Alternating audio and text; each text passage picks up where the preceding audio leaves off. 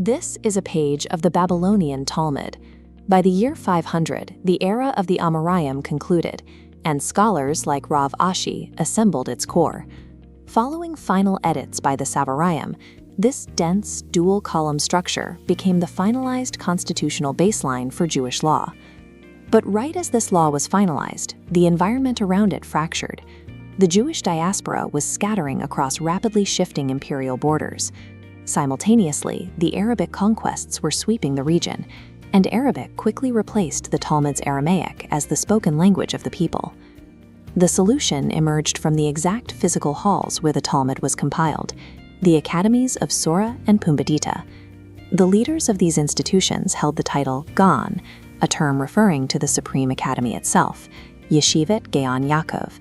The title identified the office holder as the voice of the institution.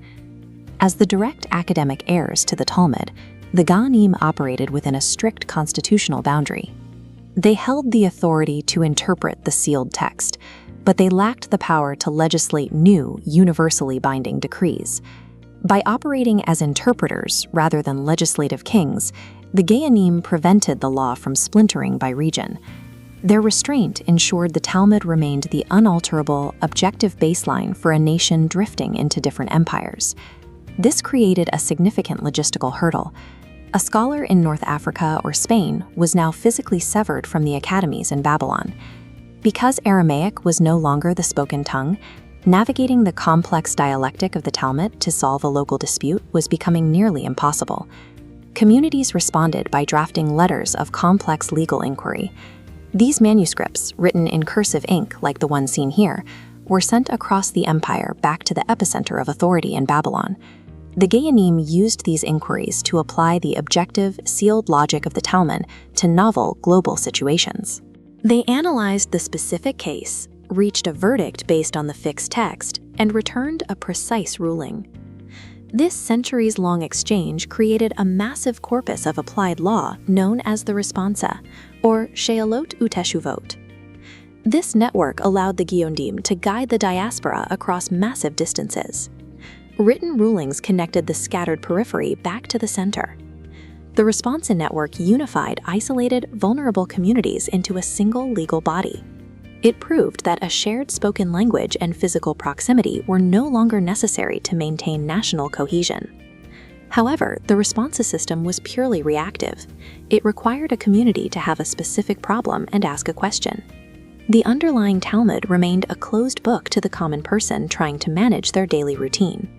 To solve this, the Geonim authored the first standalone halakhic codes. These books were designed to bypass the Talmud's difficult arguments and provide clear, direct instructions.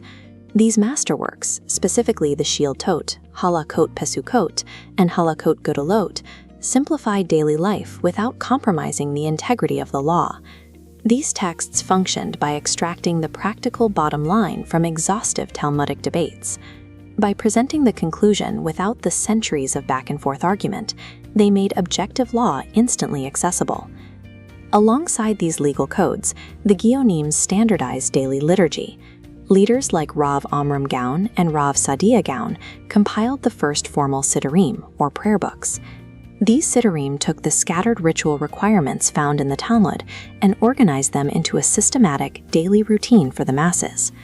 Through the reactive responsa and the proactive codes, the Geonim anchored a shattered diaspora to the objective baseline of the Babylonian Talmud. They demonstrated that a nation survives the fall of empires as long as its people remain bound to a single, unbroken chain of law.